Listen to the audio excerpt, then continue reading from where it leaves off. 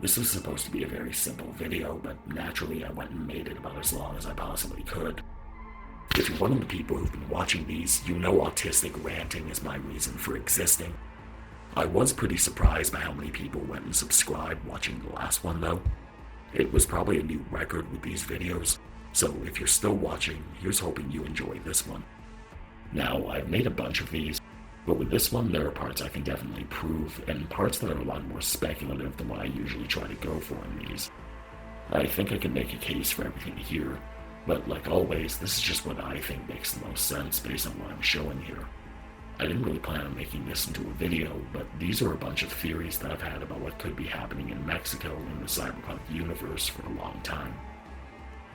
Cyberpunk as a series hardly incorporates Mexico at all into its lore, but the country is mentioned a bunch of times, and there actually are hints during the video game that something very interesting is going on south of the border by 77.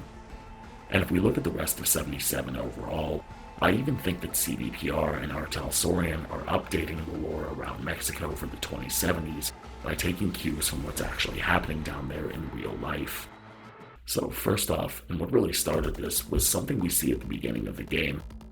When Jackie and V are sitting in Lizzie's bar at the end of the Corbo prologue, Jackie makes a comment about something that happened when V was on an assignment down in Mexico. Jackie, before I start, this stays between us. Por supuesto. I'm serious. This thing, it could ruin me. So could I. You do realize who you're talking to, right? The guy who's done this before. Remember what happened in Mexico, at the border? I peep one word. I know, you saved my ass. Forward about the cartels that gotten out. But it didn't. And this won't either. That's why you came to see dear old Jackie.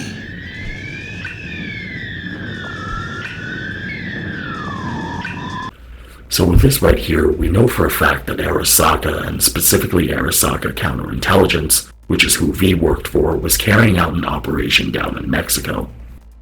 But more importantly, this is the first time we ever hear about Mexican drug cartels in the entire Cyberpunk franchise. In the old Cyberpunk books, the war on drugs and a war against the drug cartels was a major aspect of the lore and the overall backstory to the franchise, but Mexican cartels have never once been mentioned in any of the Cyberpunk books. The Street Kid prologue also mentions the cartels multiple times. At the start of it, Pepe tells V he's worried Kirk is going to come after him because Kirk supposedly does business with the cartels. At the end of it, Jackie says he knows the cartels and that they never even look at someone like Kirk to begin with. And we know Jackie isn't just posturing or guessing because the Corbo prologue confirms that Jackie has actually operated down in Mexico before, and in that prologue, what he was doing down there even involved said Mexican cartels. Way later in the game, we also find out something pretty interesting about Mexico if V asks the Aldecados about their time in the military.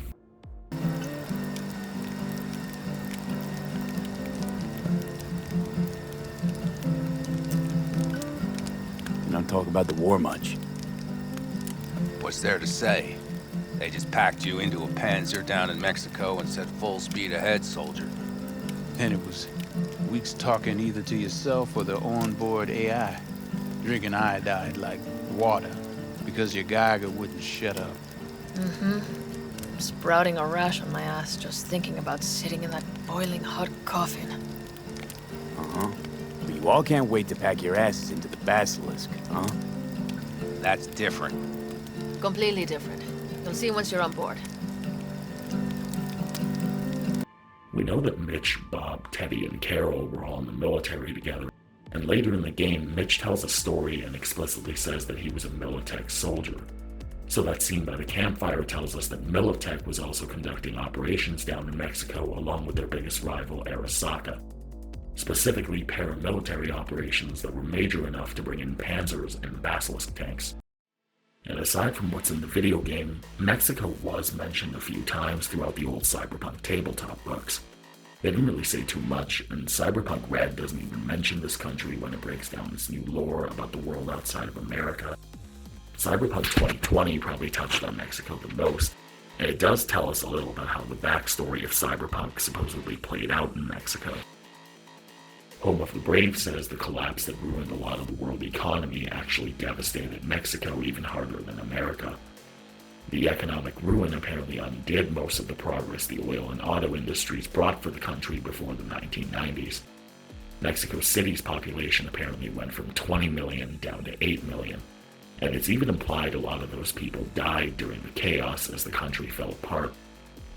And things apparently got so bad that most of Mexico outside some of its major cities ended up becoming a wasteland all but abandoned by the government or the authorities. But apparently this also ended up empowering the corporations, and they actually ended up buying and rebuilding a lot of the country's important cities so they could run them as corporate city-states themselves. In 2020, a lot of large areas throughout Mexico are totally ruled by corporations without any real government oversight. The cities they rebuilt were mostly places where manufacturing and tourism took place, and they basically ended up claiming them for themselves. A lot of this is exactly like how Night City is described in 2077, and I wouldn't be surprised if all these wasteland areas are exactly like the Badlands from the video game.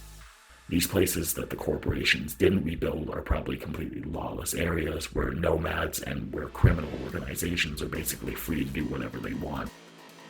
If we look over in Neo Tribes, it even says that nomads, and specifically the Aldecaldo clans, were largely responsible for rebuilding Mexico City for the corporations, which is pretty much how Night City was supposedly rebuilt in Cyberpunk Red after the nuke went off. 2020 also featured a company called Mexican Metals that manufactured vehicles and military power armor.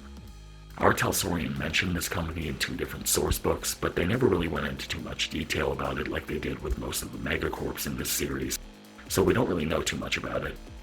Judging from the descriptions attached to some of the things they made, though, it doesn't look like they were really known for quality products. There are also 2 very minor references that are pretty isolated and time-specific, but I think they do tell us a little more about Mexico and Cyberpunk overall, and they also speak to the rest of this video overall. First of all, Tales from the Forlorn Hope says that somewhere around 2020 there was actually a war along the Texas border against the Mexican government. There's a whole tabletop adventure written around this war, and it says the government was using the nomad families of southwestern America to fight against the Mexicans. It even implies this wasn't the first time that border wars like this had broken out. And what's really interesting is that Militech was apparently supplying the nomads with weapons that the government just wouldn't give them during this whole border war. Now, it literally just says the government, and Forlorn Hope was actually published just before Home of the Brave, so some of the geopolitical lore hadn't actually been brought out in the franchise yet at this point. But we know that Texas is supposed to be a free state that completely cut ties with the NUS government back in 1999. This was supposed to be well before this entire border war even happened, and this is true for the entire Cyberpunk series going all the way to 2077. There are even violent skirmishes between Texas and the NUS in 2077. So the only possible way to really explain this would be if the Republic of Texas were the ones who were actually at war with the Mexican government in that scenario. Obviously, this war wouldn't still be happening by the 2070s, and this was something that was pretty much only mentioned in Forlorn Hope, but the fact that there was actually a war or even several wars between Mexico and an independent Texas shows there's clearly some animosity between the 2 governments. And if we also look at the lore that's given about the Republic of Texas, it says they're extremely militarized, and that one of the biggest problems they face is all the illegal smuggling and crossings back and forth across the border. I think everyone, even non-Americans, has seen how tense the southern border situation can get in real life, so again, it's not really hard to imagine how this scenario might lead to animosity. But on top of all this, Forlorn Hope also proves Militech has gotten involved with things that have happened down in Mexico before the 2070s. And second of all, there is actually lore about Mexico before Cyberpunk 2020 from the original Cyberpunk. In Cyberpunk 2013 Solo of Fortune, it says that an armed rebellion had broken out in Mexico, and that the Mexican government had officially been at war with left-wing insurgents and guerrilla organizations for several years by that point. And apparently the war had gotten so bad that both the government and the guerrillas were hiring solos from around the world to come to Mexico and fight for them.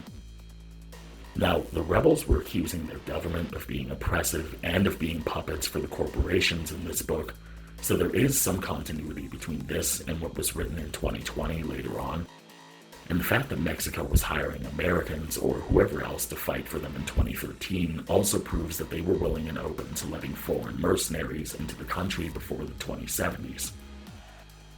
But overall, I think this rebellion was supposed to be very specific to the 2013 era in the series' overall timeline. By the time we got to Cyberpunk 2020, there was no mention of this anymore, so there's no reason to think it went any further. But more importantly, I also think this was very specific to the time when R. Talsorian and Mike Pondsmith were writing these books in real life. Cyberpunk 2013's Soul of Fortune was published in 1989, and in that same decade, Mexico had just ended its 18-year dirty war in real life. A war between an oppressive one-party dominant Mexican government and left-wing guerrilla groups that the writers of Cyberpunk were clearly basing their lore on. This is something I think is worth noting, because a lot of the Cyberpunk lore from the old tabletop books were actually based on things from the real world in the 80s and 90s. And surprisingly, a lot of the predictions R. Talsorian made about the world and society actually did end up coming true one way or another in real life. And right now in the video game and its lore books, we're seeing them bringing new things into the lore that are clearly coming from the real world. For example, 77 tells us that Haiti has been completely destroyed by storms and natural disasters, and that it was actually abandoned by its people in 2062. 77 and Cyberpunk Red were written in tandem, and Red even says the Caribbean was already being devastated back in the 2040s. This is supposed to be why so many Haitians are living in Pacifica during the video game, and why real Haitians ended up killing and replacing the original Voodoo Boys, who were basically making a mockery of real Haitian Voodoo practices to scare people since the 2020s. And given how often we've heard about Haiti being devastated by hurricanes and earthquakes in real life, it's not hard to see why the writers took this direction. Another example is how they wrote Kang Tao and really Asia in general.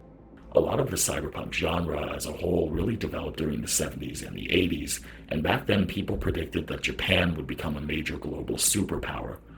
This is why Cyberpunk 2020 made Japan one of, if not the most powerful countries in the world, and why most of the powerful megacorps were Japanese. In real life, though, the population growth of Japan ended up stagnating, and their economy started deflating during the 90s, so this never really happened. In fact, all of Asia ended up going through an economic crisis during the 90s, but one country whose economy ended up growing during that time was actually China. And in Cyberpunk, at the end of 2020 and throughout Cyberpunk Red, Asia, and Japan most of all, was completely devastated after the Fourth Corporate War. Arasaka lost to Militech and ended up getting kicked out of America, and their stock took a lot of the Asian economy down with it when it plummeted. But during the war, the Chinese manufacturers were making fortunes selling weapons around the world to all the fighters at low prices. China's space program had gotten so advanced that even Arasaka, which was at odds with China, had to buy their satellite equipment from China. Even before the war, China had signed a business agreement with the new United States and had opened doors to America's largest megacorp, Militech. And just as a side note, if anyone watching this wanted examples of how Cyberpunk predicted the future based on then current events, most of what I just read wasn't even from Cyberpunk Red, but 2020. All of this was published before China ever entered the World Trade Organization and long before their tech industry reached the heights it's reached today. And yet today, most of the lore I just described about China are very close to things that have actually happened in real life. And by 2077, Arasaka, which was the most powerful corporation in the entire cyberpunk universe, hasn't even regained the power they once had. China, on the other hand, took over a Taiwanese company called Kang Tao and turned it into one of the fastest growing and most powerful corporations in the world. And they did it in half the time it took Arasaka just to make it back into America. Kang Tao is now allegedly a government-backed company that dominates the market on high-tech smart weapons. I even tried checking the wiki to see if there was any more to this angle, and it says that Kang Tao is apparently known for stealing from competitors. But this was the only thing I could really find in the game that actually supports this. Regardless though, I'm pretty sure it's obvious that most, if not all, of what I just read is lore that's clearly based entirely on real-world developments and events from the past decade or so alone. And all of this is part of what makes me think that CDPR and Artel Saurian are probably doing the same thing with the Mexican drug cartels in their lore. I even think it's possible we'll see them doing more of this if they ever get to writing about other corporations that could be operating in Mexico. Like I said earlier, the fact that the video game even mentions Mexican drug cartels is a first in the entire Cyberpunk series. In real life, Mexican drug cartels have existed since before the 1980s, but during the 80s and 90s, when the Cyberpunk books were written, the most powerful and most dangerous drug syndicates in the world were the Colombian cartels. In real life, these Colombian cartels had massive territories, influence, and partnerships in countries all around Colombia and even around Central America. They were pouring billions of dollars worth of cocaine into the States, and they were wreaking havoc all across Colombia, killing anyone who got in their way, and even creating paramilitary outfits that were threatening the government. They ended up becoming such a problem for Colombia and America that Colombia had to accept direct intervention from the American DEA and even the US military just to get them under control. Now, from what I remember, the Colombians weren't always happy about this, and the Americans really pressured them to get them to do a lot of different things. For example, one of the conditions for receiving aid was that the Colombians had to let the Americans spread a crop-killing fungus that was supposed to destroy a lot of the coca and poppy plants the cartels used to make drugs. On the other hand, there was a lot of blatant corruption in Colombia in regards to the cartels that the Colombian government often refused to address. I also remember it was confirmed that US Delta Force were one of the groups sent into the country to help the Colombians take down Pablo Escobar. There are even a lot of rumors it was Delta Force that actually killed him, but I think that's always just been rumors. But overall, this sort of stuff was a pretty big deal in the 80s and 90s in real life, so a lot of this was what the Cyberpunk books went and incorporated into their lore. In the Cyberpunk universe, pre-collapse America was fighting a war against virtually every South American drug cartel. They spread their crop-destroying pathogens just like in real life, and they ended up hurting the cartels pretty bad. But in Cyberpunk, the drug war got so bad that the Americans eventually decided to outright invade Latin America to try and wipe them all out. Real-world America sent Delta Force to partner with the Colombians, but Cyberpunk's America sent their most cutting-edge cyber soldiers down there to go to war. This turned into full-blown wars where they invaded Central America before the collapse, and then Colombia and a few of its neighboring countries a little after the collapse. But the only time they ever mention Mexico in any of these stories is when soldiers who were abandoned when America gave up on the wars had to cross Mexico on foot just to get home. Mexican cartels in real life were working with the Colombians the whole time, but Cyberpunk never mentions them until 2077. I already went over these at the beginning, and obviously these are just brief mentions, so they don't really tell us all that much about them. But I think there are a few clues in the game that might already tell us a few things about these cartels. This is where things are going to get really speculative, and again, this is just what I think makes the most sense. There could be other interpretations of these things, and who knows what writers will do in the future. So this could prove true, or it could not prove true. First, something that stands out is that South American drug cartels aren't mentioned once in this entire game. There might be a few references to the old lore somewhere in the game, but if there are, I can't even find them. But in terms of any current lore, there's not one mention of the drug lords or the cartels that old America used to be at war with. Instead, we only ever hear about the Mexican cartels, and the way they talk about them makes me think the Mexicans are now occupying the role the South Americans used to in the earlier days. And given the pattern of emulating real life, I think this makes a lot of sense. In real life, after the Americans started dismantling a lot of those Colombian drug operations, the Mexican cartels started gaining more and more power. And decades later today, it's the Mexican cartels that are some of the most powerful and most dangerous criminal syndicates in the world. They're pouring more drugs into America than the Colombians ever did back in the 80s, and they're becoming such a problem for America that the US government has actually considered outright designating them terrorist organizations just so they could officially go to war against them. Even with a new president and a completely different government, this is still being discussed. And given Cyberpunk's backstory, it's really pretty ironic that there's actually been talk about whether America should send its military into Mexico to fight the cartels. And in Cyberpunk 2077, these cartels don't actually show up anywhere in this game, and we still see how scared Pepe and even V are of them at the beginning of the Street Kid prologue. Even though they're all the way in Night City, just the thought that Kirk does business with the cartels is enough to make them afraid of retaliation. And we know from the Corpo prologue that Arasaka, which is nearly or even more powerful than the US government in Cyberpunk, is taking an interest in the cartels and running operations around them. So even though they were just introduced and only in passing, Cyberpunk's Mexican cartels seem like they're just as prominent and powerful as they are right now in real life. Next, the Valentinos are really different in the 2070s than they were in the 2020s. There's no mention of them in Cyberpunk Red, so we don't really know how this is supposed to have happened yet. They used to just be guys who tried to seduce the most beautiful women they could find and then meet up to compare scorecard. But by the video game, they're one of the most dangerous gangs in Night City that totally dominates the Latin American neighborhood. And you'd almost think that they were a Mexican cartel in and of themselves by the way they're described. Their rackets include auto theft, gun smuggling, drug trafficking, and human trafficking. They're clearly dressed like the cartels, and they carry around golden guns. They worship narco saints like Jesus Malverde and the Santa Muerte like the cartels. There are even supposed to be narco corrido ballads written about them, which are folk songs down in Mexico that champion major figures in these cartels. And when you fight some of their higher level members, the game actually names them sicarios. So I think that Artel Sorian and CVPR had the modern Valentinos base themselves on the cartels the same way the Tiger Claws based themselves on the Yakuza. And on top of that, I think it's entirely possible the Valentinos might even work with these cartels to some degree. First off, the fact that the Valentinos traffic drugs or even guns and people means that wouldn't be unusual. In real life, lots of street gangs in America work with Mexican cartels to move things like drugs, guns, and people in and around the country. The cartels get to operate in America through the gangs, and the gangs get easier access to these cartels. Then there's the fact that there are major cultural connections between them.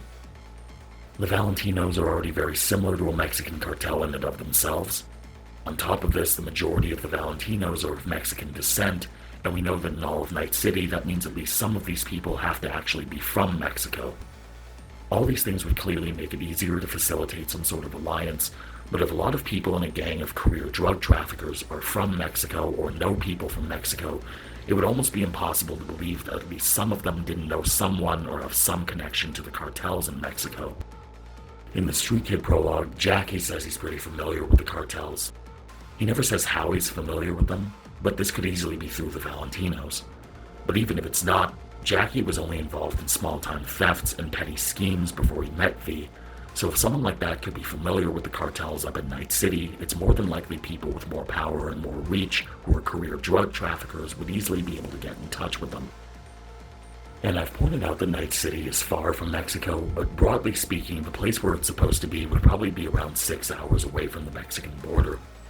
And another reason I think it would make a lot of sense for the Valentinos to be in contact with the cartels is because of how close Night City is to the Mexican border and Tijuana overall. This last one kind of ties into the conversation V and Jackie are having in the Corpo prologue. Jackie says V was on a mission down in Mexico and that he had to come and help V when something went wrong down at the border. Now theoretically, this could have happened anywhere along the southern border, but I think it's most likely whatever they were talking about happened at the California border. Jackie and Corpo V are both based out of Night City, which is supposed to be in Central California. And while Corpo V mentions going places like Japan or the East Coast, I don't see Jackie going very far outside Night City. Again, remember that he's supposed to be a pretty small-time operator. I don't see him having the means or the connections to bail V out of trouble and help cover up whatever it was that went wrong if they were somewhere very far like eastern Mexico. But in the Nomad prologue, we see him driving out down into South California, and it's implied he has experience running smuggling jobs out there. And we also know for sure he has been down to Mexico and that he knows the cartels. So what I find most likely is that Jackie has connections from Night City down through SoCal and across the California-Mexico border. And if I'm right about this mission ending at the California border, then there's a very good chance that something was going on in Tijuana. In real life, Tijuana is one of the major centers for smuggling and for drug trafficking into the US. I'm pretty sure it's one of the most important border cities in all of Mexico for most trafficking operations. And in recent years, it's also been consistently deemed one of the most dangerous cities in all of Mexico. In some years, it was outright the most dangerous city across the entire country. Crime and violence are rampant in Tijuana, and the cartels nearly operate with impunity there. The power they have there is very blatant, and they regularly overwhelm the city's security forces. If Tijuana is such a hotbed for cartel activity in real life, I wouldn't be surprised if they made it the same way in the Cyberpunk universe. I think whatever mission Corpo V was doing that involved the cartels happened in or ended up in Tijuana. Either V went there from the beginning or ended up there later on, and Jackie either came with V or drove down from Night City to the border when V got in trouble. And given that Night City would only be about 6 hours away from Tijuana, I wouldn't be surprised if the Valentinos were in contact with the cartels there. Night City is supposed to be one of the most crime-ridden places in America, so I imagine that the cartels would only be happy to sell drugs there. But aside from the cartels, that mission Corpo V mentioned again proves Arasaka had some sort of interest in Mexico. And again, most of these things are very vague or mentioned in passing, so as of now we don't know anything definitively. V just says the cartels were involved, things went badly, and that if word got out, he or she would be ruined. Arasaka provides private military and policing services, so they could have been working against the drug cartels for the Mexican government. On the other hand, they might have been selling weapons or providing illegal services to the cartels and keeping it secret.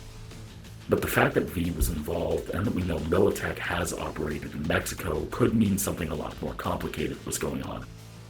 Militech provides most of the same services as Arasaka, but in fact Militech is actually better known for private military contracting, while Arasaka tends to focus a lot more on technology and security services. Militech has an entire branch devoted to things like peacekeeping and nation building all around the world. They regularly hire out their private military forces in other countries, and we meet a lot of their soldiers during the game. Corporal Hare said he was an infantry soldier in Brazil for 7 years. Matt Law, one of the cyber psychos, apparently stepped on a landmine down in Panama. Mitch, Teddy, Bob, Carol, and Cassidy all say they flew Panzers down in Mexico, and Saul even says he went as far away as North Africa. Saul doesn't give any specifics, but most of these characters were clearly involved in combat missions. So I wouldn't be surprised if Militech was fighting someone down in Mexico. This could have been armed rebel groups, which technically still exist down in Mexico in real life, or even the Mexican government. But another possibility is that Militech was fighting the cartels. We've already seen how powerful cartels can be in Cyberpunk, and the Mexican ones are already powerful enough to tangle up with Arasaka. And Mexico in real life has already very largely gone and militarized policing the cartels. They regularly deploy the military against the cartels, like when El Chapo escaped prison, it was the Mexican special forces they sent to capture him. And just like what ended up happening in Colombia with Pablo Escobar, they even brought in the DEA and the US Delta Force to help them. So given all that, it's hardly unthinkable that Militech, which is supposed to be more resourceful and more powerful than most governments in Cyberpunk, might have been hired to help deal with the cartels. And if anyone thinks I'm reaching too much here, remember that sending massive military forces to deal with cartels has already happened in Cyberpunk and has already played a major role in its overall backstory. So again, given that Militech is supposed to be more resourceful and more powerful than most governments, I think this is definitely a valid theory.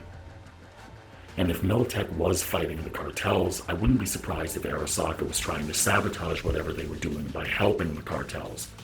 These companies waged what was effectively World War III against each other, and to say they're rivals is like saying these videos are a little too long.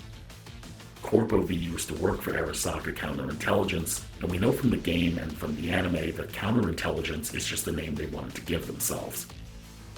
If you look at V's computer in the Corpo prologue, it does talk about V catching spies and identifying enemy espionage, but it also talks about using human intelligence and creating new intelligence networks. And in the prologue, V and this guy Harry are clearly running spies in other corporations. Then there's the fact that V's boss blatantly murders people on live television just so he can buy Arasaka another week to negotiate a deal on a new project up on the moon. Counterintelligence is clearly a special department that does Arasaka's dirty work on top of counterintelligence. If you watch Cyberpunk Edgerunners, this is even more obvious, and the video game even says that counterintelligence is just a sub-department in Arasaka's Special Operations Division. And all this ties directly to the conversation V can have with Frank Nostra during this prologue. Tell me about the op in Cape Town. Operation Cargo. You know about it? arming local conflicts in Africa. I didn't know that was you. It was me. We dumped crates full of rifles into the ocean. They had to be pulled out using borrowed fishing boats. Same old circus, but hey, that's how wars are won. They dumped weapons into the ocean to arm one side or the other in local conflicts out in Africa. And they clearly say V worked with Frank Nostra before on a different mission. So with all this stuff in mind, it's also entirely possible V was down in Mexico arming the cartels, or doing something that would help the cartels just to sabotage Militech for Arasaka. There are too many examples to count of Arasaka and Militech working against each other in this game, and V's computer in the prologue even shows he or she's monitoring Militech as part of the job, and that Arasaka is growing concerned about Militech's influence. So with both companies confirmed having been in Mexico, I wouldn't be surprised if this mission that involved the cartel meant V arming or supporting the cartels to sabotage Militech's efforts to try and fight the cartels. This would explain the secrecy and why V would be so afraid the news would get out. We also know that Militech has a tendency to set up checkpoints at borders because both the Nomad prologue and the Nomad ending show characters trying to get past Militech border guards in different places.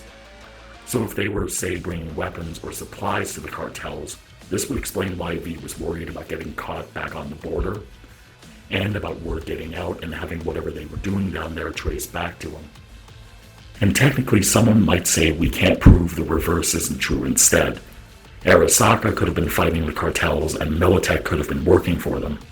But given that Militech has basically become an extension of the NUS government, I'd find this hard to believe. Also, I don't see why V would be ruined if word got out that Arasaka was fighting the cartels. And given how often both companies sabotage each other, and after watching Edgerunners, I doubt they really care that much if their enemy finds out about it. Lastly, there are a few other companies I could potentially see CDPR or Artelsorian tying to Mexico one way or another. Now, these last parts aren't really theories, and I almost left all this out because a lot of it doesn't actually come from anything or anyone in the games or the books, but I guess these are just a few other ways I could see them placing megacorps we already know about down in Mexico. First, from the tabletop books to the video game, Megacorp operates a mobile island anchored in the Gulf of Mexico called Metakey. The Gulf of Mexico doesn't belong to Mexico, but Megacorp is a nomad company, and we know from the Cyberpunk books that a lot of nomads have been down to Mexico. Nomads were the ones hired to rebuild Mexico City, and lots of nomads had to walk home through Mexico when the US abandoned them at the end of the Second Latin American War. Again, this isn't exactly proof of anything, but it's reasonable to think that such a company might have connections to Mexico while they've supposedly been operating so close to Mexico for 50-odd years. Next, Petrochem and Savoil are Cyberpunk companies I could easily see in Mexico. These are the only megacorporations in Cyberpunk that still produce oil and gas. And Mexico in real life and in Cyberpunk is a major source of oil. Both of these companies are said to still pump oil all around the world, so given how much power corporations are supposed to have in Mexico, Petrochem and Savoil could easily have a major presence in Mexico.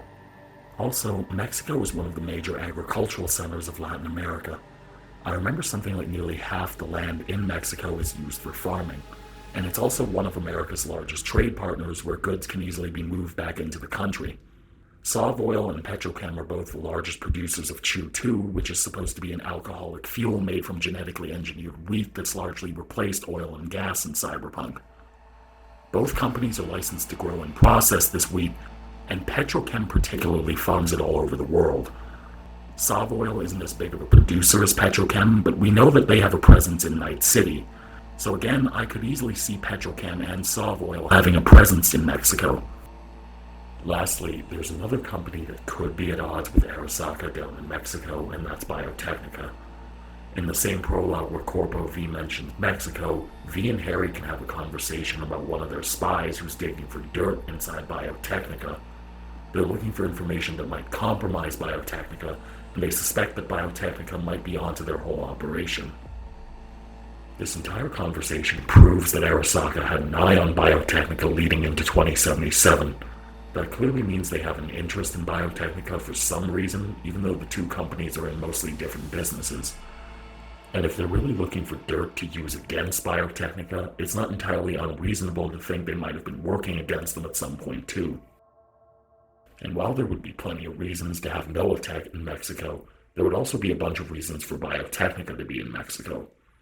First off, Megacorporations and Cyberpunk regularly do business with gangs and criminals for one reason or another.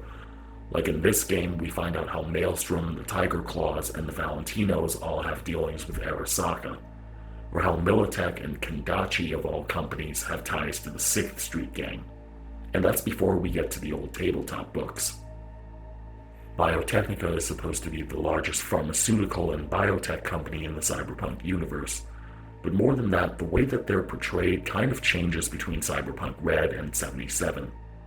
In Red, they were described as one of the only benevolent megacorporations. And in the video game, it does seem like this is an image they've maintained. But by 2077, Biotechnica seems incredibly ruthless and unscrupulous behind closed doors. They're not supposed to be as dangerous as Militech or Arasaka, but Biotechnica can easily seem like one of the most insidious corporations in the game. There's a gig in this game that tells us they abducted 70 people from a nomad family and killed them just to test a new antibiotic they were working on. There's a wreck outside the city that tells us they artificially impregnated 5 women as carriers for their genetic experiments and then killed them when they were broken out of the lab. And we know that they developed a powerful painkiller called Securacine and kept it on the market even after they found out it causes brain damage and kills people. So given all that, and that this is Cyberpunk, I wouldn't put it past such a company to work with or send drugs to the cartels to try and inflate their profit margins or to expand their influence in Mexico. I don't think there's anyone who hasn't heard about the opioid crisis going on in the US, and if cartels in real life could turn pharmaceutical drugs into a new drug crisis, it's not hard to imagine things could probably be even worse in the Cyberpunk universe. Securacine is already a pretty close example. This is what they said killed Sasha's mother in the Let You Down video, and the people who made that video for Cyberpunk Edgerunners got that from Cyberpunk Red. Cyberpunk Red said this was a very specialized and addictive painkiller Biotechnica was selling to Militech soldiers like Sasha's mother. Only they knew how to make it, and apparently they had a problem when a prototype of it actually ended up in the hands of criminals who were selling it as a powerful street drug called Emerald City. They were already willing to keep something very dangerous and very addictive on the market for 30 years, and they're clearly a lot more malicious and more devious by the 2070s.